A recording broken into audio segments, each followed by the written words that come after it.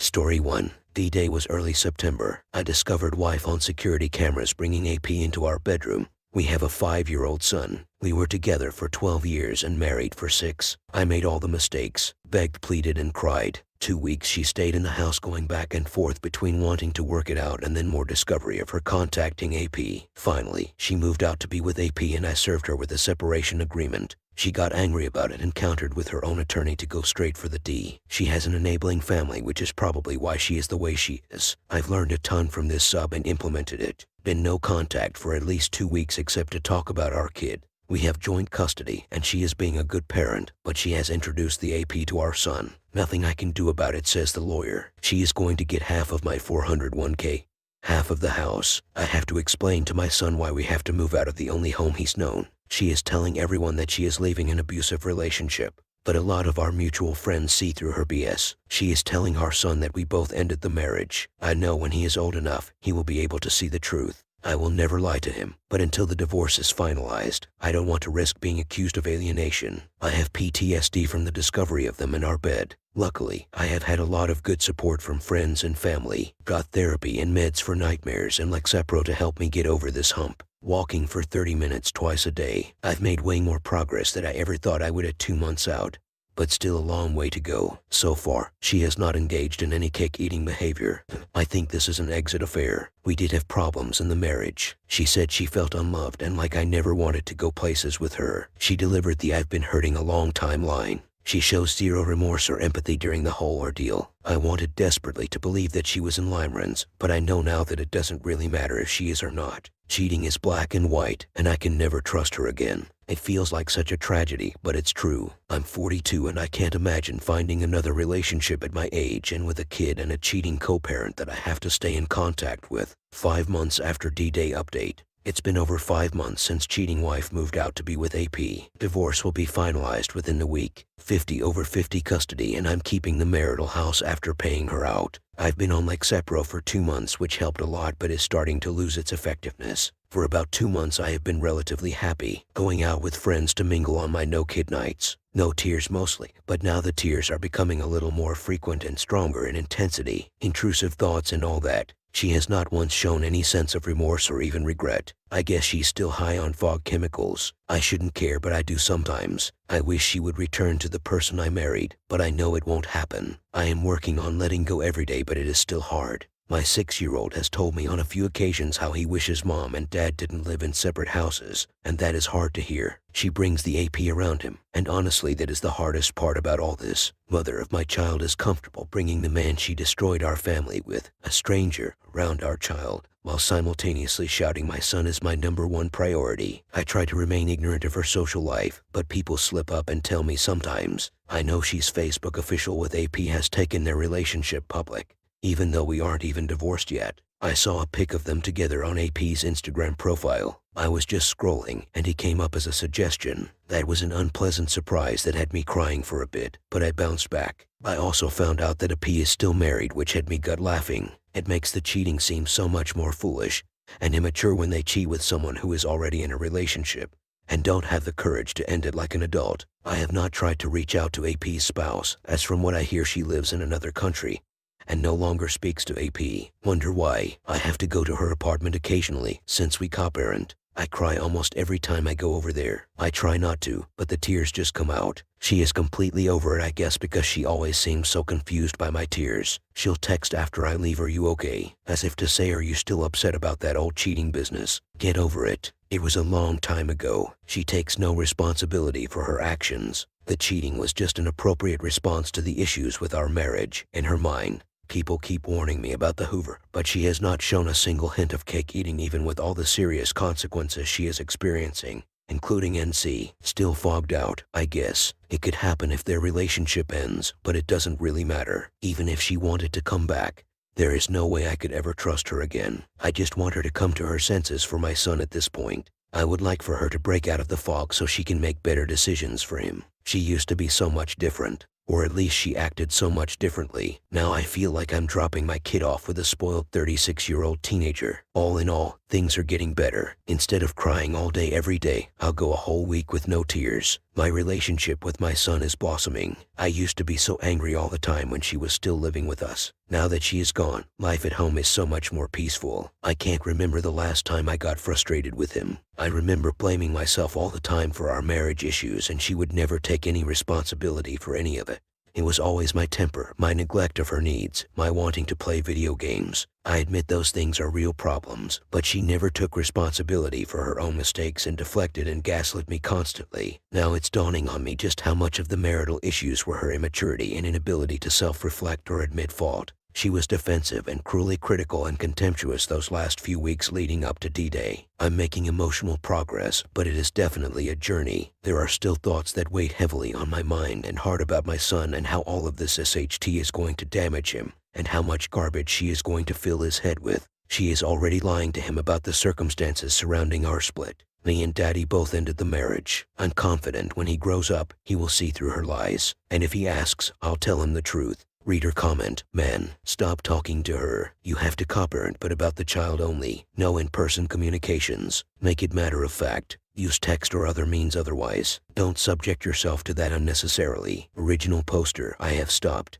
I ignore any personal or emotional messages. It's strictly about the kid and through text. Co-parenting app to manage custody schedule. I have not said a word to her about anything other than co-parenting in months. I have not initiated a conversation with her in at least 3 months. If she asks anything about how I'm doing or questions about my life, I gray rock. When she asked, "Are you okay?" I just gray rocked yep. If she asks about the divorce, I tell her to talk to her lawyer. Reader comment: why do you interact with her when you do pickups and drop-offs? These interactions should take a few minutes at most. There is no need for small talk. Just get your son and his belongings and go. Original poster: I don't. There was no talking, just crying. It was a normal drop-off. Other than that, I barely even look at her when we do exchanges, and 99% of the time I just pick him up from school and don't see her. I made it sound like I went over there and had a cup of tea. No, we are in mostly NC except about the kid. Reader comment: Opus, I'm sorry that you're going through this. Is she still taking half of your 401k? Original poster: nope. She said all she wants is to split the house. That is a huge relief. Story 2. Trying to reconcile, but don't know what to do. I've been married to my wife for a little over a year, dated for 2 priors. During that time, I was wrestling with a ton of unresolved trauma, a PORN addiction of 20 years, and a more recent ADHD diagnosis. I had basically been locked out of my emotions for years and didn't even realize it. This caused a lot of abusive behaviors out of fear of being caught. I would lie, trickle truth, and get very defensive, deflect questions in which she would try to understand me, but I thought she was interrogating me. I caused her to feel very alone, neglected, and I wasn't emotionally available or mature enough to be the emotional support she needed me to be through things like an ectopic pregnancy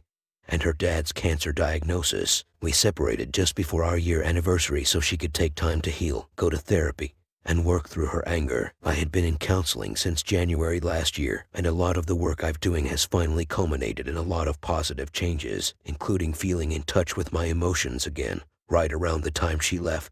I've been trying to be intentional about the ways I was a SHTTY husband in the past and show her the attention and affection I was incapable of before. She started talking about divorce and that she had been preferring it. And then I discovered while visiting her for Christmas that she started having an affair with some guy from her gym 2 weeks after we separated. I saw the text, confronted her, forgave her even though she blamed me for her decision to do what she did, and though saying she would end it. It took her 5 days to. I told her if it happened again, I'd be gone. Then just a few days after I left, she had unblocked him and met up with him again. I still chose to forgive. Last week, I saw she had saved photos from his social media on her phone, which she lied about having and apologized for when I caught her. She hasn't had any contact with him though. We have been talking about reconciliation and having her move back in with me and doing couples therapy, but now she shows basically zero affection.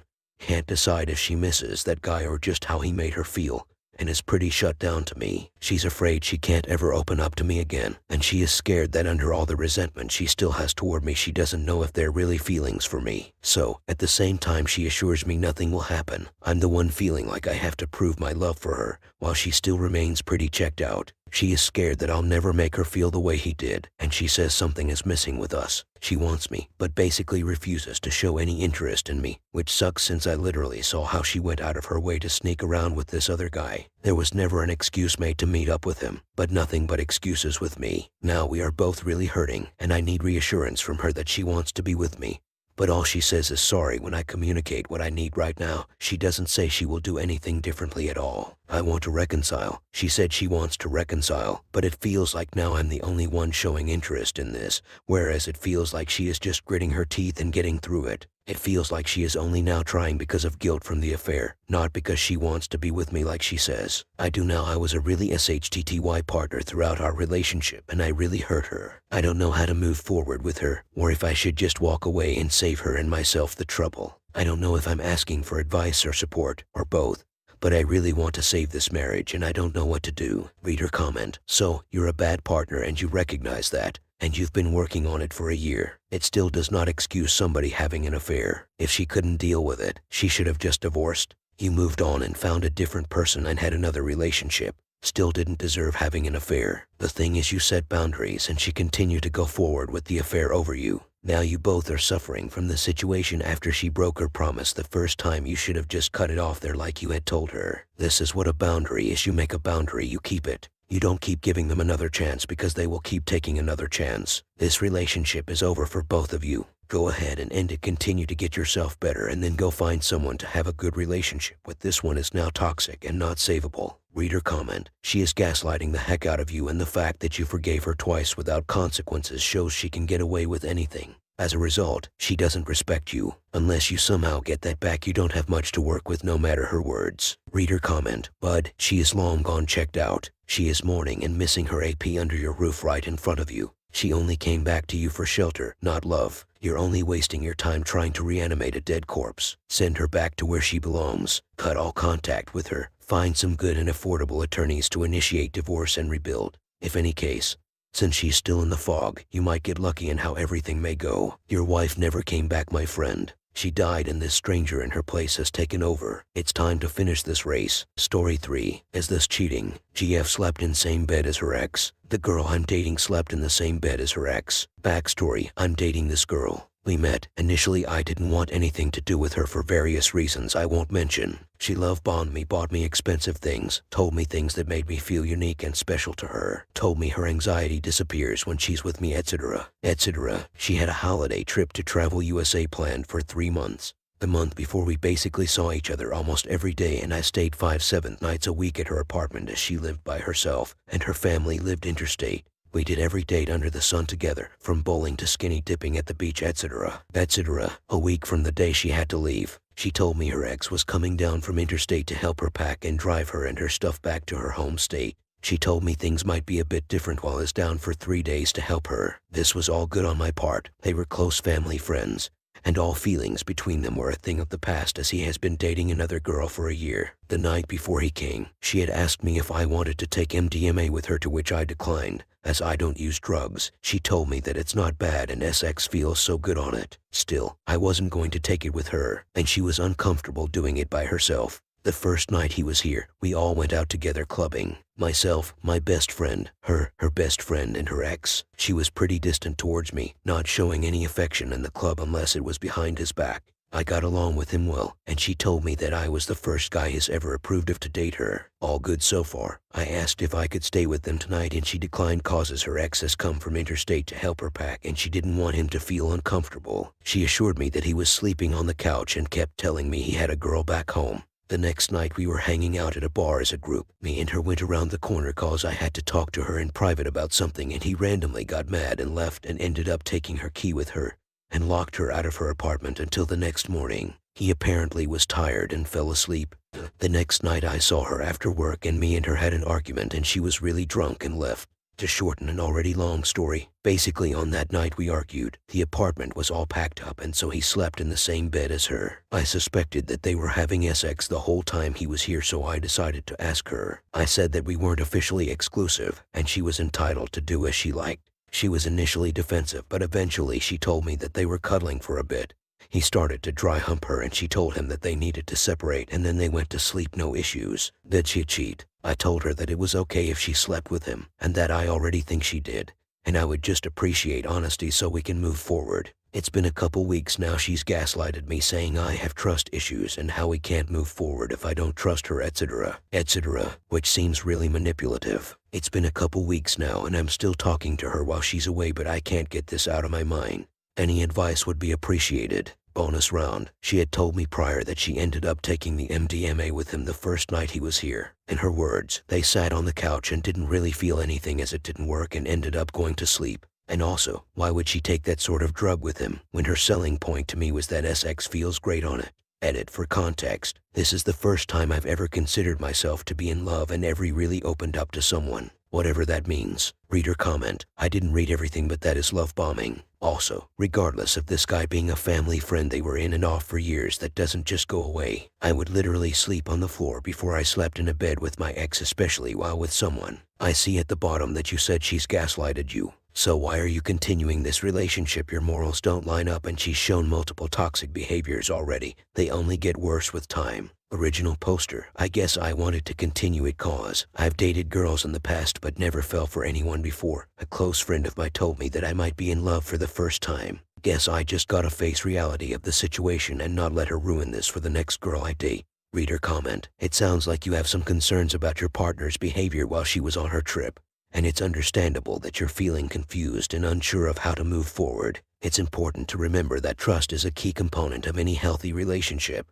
And if you don't trust your partner, it can be difficult to move forward. It's important to have an open and honest conversation with her about your feelings and concerns. It's also important to consider whether her behavior aligns with your values and whether you're comfortable with her past actions. It's also important to remember that everyone has different boundaries and comfort levels in relationships. And it's important to respect each other's boundaries. If her actions are not something you're comfortable with, it's important to have a conversation with her about it and to think about whether this relationship is right for you. As for the MDMA, it's not healthy to be in a relationship with someone who uses drugs recreationally. And if this is something that is not aligning with your values, it's important to have a conversation with her about it and make a decision that is best for you. It's also important to remember that gaslighting is a form of manipulation and is not healthy in a relationship. If she is trying to manipulate you into thinking you have trust issues when you have valid concerns, it's important to address this behavior and decide whether this relationship is healthy for you. Ultimately, it's important to make a decision that is best for you and your well-being, and it's important to have an open and honest conversation with her about your concerns and boundaries. Original poster. Thank you for the reply. We'll keep the advice in mind. Reader comment. Greater than did she cheat? So, they spent the night together, alone and high on MDMA, but didn't have sex. Yeah, you're right to not believe that story. It's right up there with the I accidentally fell on his DCK several times kind of story. Dump her, preferably by having sex with someone else and spinning the story of how it didn't happen, but really just block her on all social media. And just halt all contact. Original poster. All my close friends have said the exact same thing.